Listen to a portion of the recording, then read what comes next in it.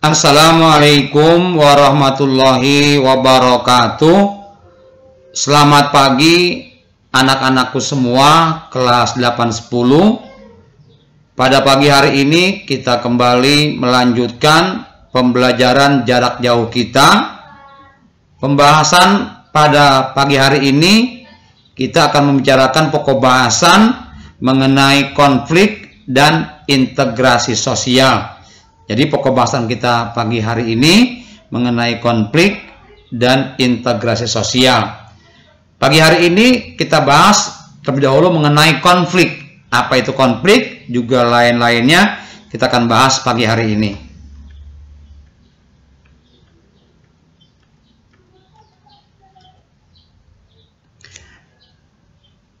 Konflik sosial.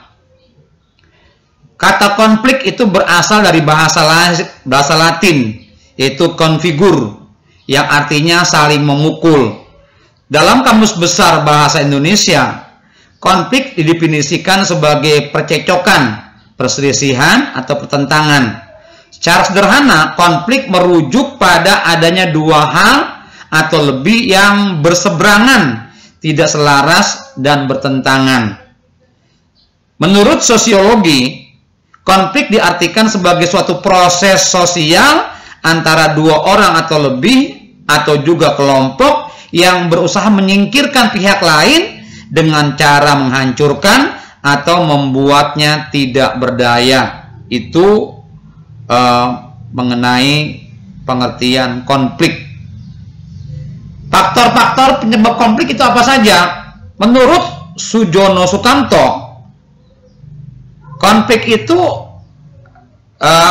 penyebabnya yaitu perbedaan antar individu, perbedaan kebudayaan, perbedaan etnis, ras, agama, perbedaan kepentingan, dan perubahan sosial. Itu faktor yang menyebabkan terjadinya konflik. Bentuk-bentuk konflik. Menurut Lewis Althusser, konflik dibagi dua. Ada konflik realistis, ada konflik non-realistis. Yang realistis berasal dari kekecewaan individu atau kelompok terhadap sistem dan tuntutan-tuntutan yang terdapat dalam hubungan sosial. Konflik non-realistis, konflik yang bukan berasal dari tujuan-tujuan persaingan yang antagonis atau berlawanan, melainkan dari kebutuhan pihak tertentu untuk meredakan ketegangan. Ini menurut Lewis Althusser. Menurut Sujono Sutanto, konflik pribadi, ini bentuk-bentuknya: konflik rasial, konflik antar kelas sosial, konflik politik, dan konflik internasional. Menurut Ursula Leher, ada konflik dengan orang tua sendiri, konflik dengan anak-anak sendiri, konflik dengan keluarga, konflik dengan orang lain, konflik dengan suami istri, konflik di sekolah, konflik dalam pilihan pekerjaan, konflik agama, dan konflik pribadi. Itu bentuk-bentuk konflik, pendapat-pendapat dari para ahlinya. Dampak konflik, ada dampak positif, juga ada dampak negatif konflik ini. Dampak positifnya apa? Yang pertama, memperjelas aspek-aspek kehidupan yang belum jelas. Yang kedua, memungkinkan adanya penyesuaian kembali norma-norma, nilai-nilai, serta hubungan-hubungan sosial. Dan seterusnya. Yang terakhir, yang positif, konflik memunculkan sebuah kompromi baru. Itu mengenai konflik, dampaknya secara positif. Pokoknya arahnya kepada yang baik. Dampak negatif dari konflik. Yang pertama, keretakan hubungan antar individu dan persatuan kelompok, jadi retak. Kerusakan harta benda dan jatuhnya korban manusia, itu karena konflik. Ini dampak negatifnya. Berubahnya sikap kepribadian para individu, baik yang mengarah pada hal-hal positif juga negatif. Yang terakhir, munculnya dominasi kelompok pemenang atas kelompok yang kalah. Ini yang paling berbahaya, berkepanjangan, ya. Berikutnya kita lihat mengenai cara pengendalian konflik. Gimana cara mengendalikannya? Ada beberapa cara, ada 5 macam bentuk pengendalian konflik sosial. Yang pertama, adanya konsiliasi. Bentuk pengendalian konflik yang dilakukan melalui lembaga-lembaga tertentu yang memungkinkan diskusi dan pengambilan keputusan yang adil di antara pihak-pihak yang bertikai. Itu konsiliasi. Yang kedua, negosiasi. Itu kompromi. Ini artinya ada masing-masing yang bertikai berkompromi untuk menguntungkan kedua belah pihak.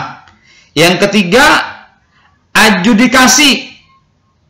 Ya, adjudication. Semua cara penyelesaian konflik melalui pengadilan atau jalur hukum. Yang berikutnya, yang keempat, mediasi. Itu melalui mediasi oleh pihak ketiga, adanya mediator. Ya, untuk menasehati pihak yang bertikai agar mengurangi ketegangannya. Yang terakhir, yang kelima, arbitrasi. Itu perwasitan. Umumnya dilakukan apabila kedua belah pihak yang berkonflik sepakat menerima atau terpaksa menerima hadirnya pihak ketiga yang akan memberikan keputusan tertentu untuk penyelesaian konfliknya. Itu arbitrasi. Itu mengenai cara pengendalian atau menanggulangi konflik. Kita lihat, amati video berikut. Nanti ada tugas ya anakku ya. Perhatikan video ini.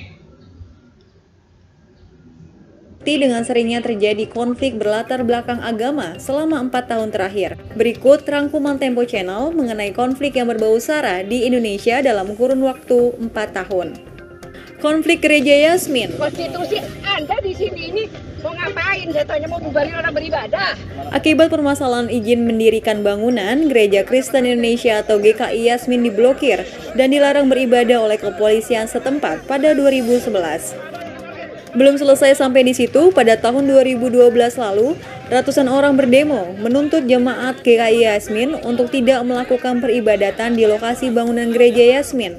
Permasalahan izin mendirikan gereja menjadi penyebab warga Curug Mekar Bogor menolak keberadaan Gereja Yasmin.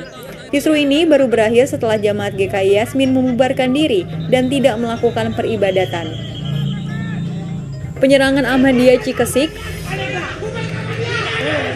Kekerasan terhadap jemaah Ahmadiyah kembali terjadi lagi di Cikesik, Banten pada 6 Februari 2011. Penyerangan ini bermula ketika jemaah Ahmadiyah tengah berkumpul di rumah pimpinan Ahmadiyah Cikesik.